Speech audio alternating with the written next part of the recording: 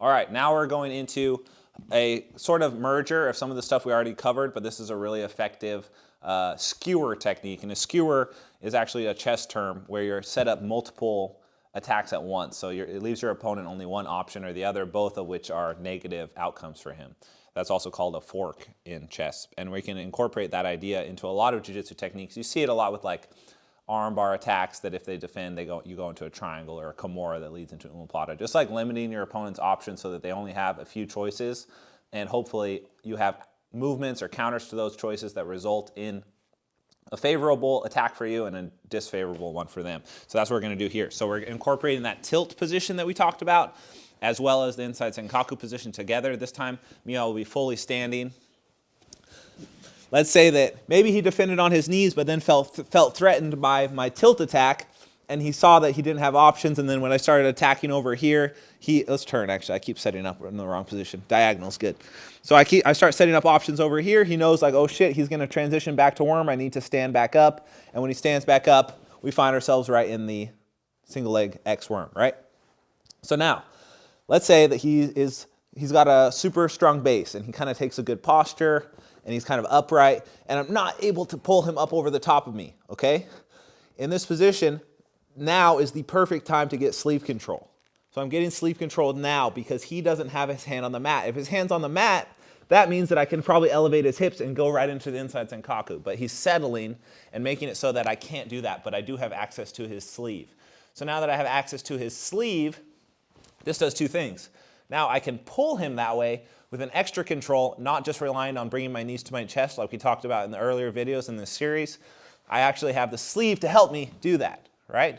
So from this position, if I can make him base now, I may not be able to go straight to the inside senkaku position, but what I can do is just try and focus on taking this bottom leg out, right? Can you see his 3 points of base right here? If he ever has 3 points of base, if we take one of them out, he will fall. So I'm going to be trying to take this leg out. So my intention is to do the skewer attack, where if he defends properly, I get the inside senkaku, and if he defends the inside senkaku, I sweep him to the right here. So as I elevate, if he keeps his leg far away from me, like this, he'll fall right over, okay?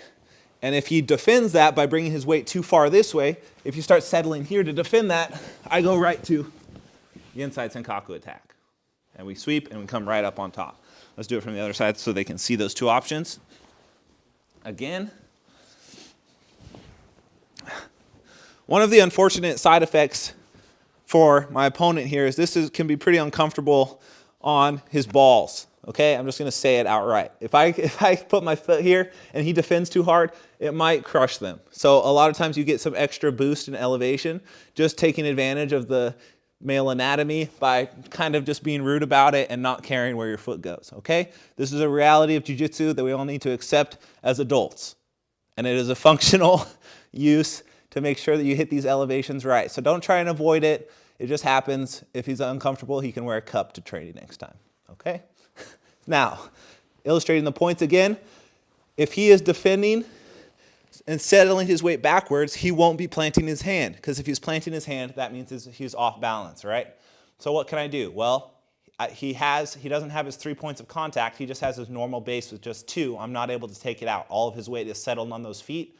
I need at least 3 points of contact to make his legs light enough for me to actually elevate. So my only option is to grab his wrist, get this wrist control at the sleeve, try and pull it up as high as I can into this crunched up position here with my bicep. From this position, I can start to use this to help me off balance him to create a 3 points of base, which then in turn takes a ton of weight off but one or both of his legs to allow me to set up the inside senkaku sweep, right? If he insists on not letting me do that and settling his weight over the top of me here, I can elevate from this position and keep his hand trapped to actually sweep him over this way, okay? Come back up. And if we find ourselves in a position where I'm not able to sweep him because he bases and he feels that threat, that is when I bring him all the way up and over and I secure the inside senkaku position, okay? So we've gone into both of those positions in detail so far.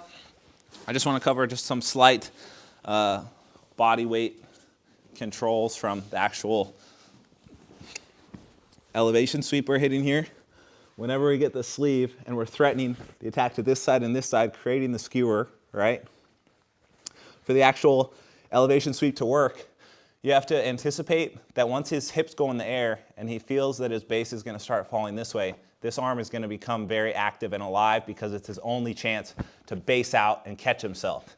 So when I'm controlling the wrist, he may not anticipate this off balance over here right away, so I need to really quickly make sure I reinforce this arm with my own control effectively. So if he tries to jerk his arm back, I have some sort of ability to slow down that motion so he can't get his hand to the mat.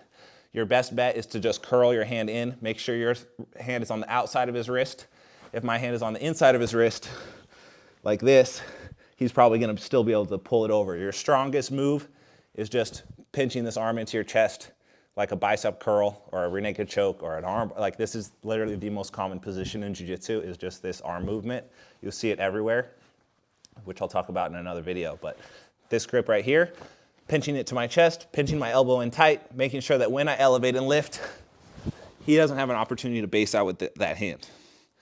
Now I don't let his momentum pull me on top, I just let him fall to his hip. My left foot, turn this way. My left foot is still hooked under his knee here, right here. My toes are controlled, and I'm holding onto that leg so he doesn't have an opportunity to get up before me. If I let go of that and he just comes right back up to his feet, the sweep was ineffective, right? So I need to make sure that I stick him, and when I bring him down, I keep my legs crossed so he doesn't have an opportunity to jump up right away. I'm not staying here. This is not a guard. This is not a pass. This is a transitionary position that I will not stay at. The fluid movement would go right from the sweep directly into head control. So that now if he tries to come up into me and I lose that leg, he can go completely belly down if he wants, or he can try, but my shoulder's blocking at his face, putting good shoulder pressure, controlling the head, because wherever the head goes, the body will follow. And so if he's trying to turn in here like this, just the shoulder pressure will stop that whole movement. This grip is super strong.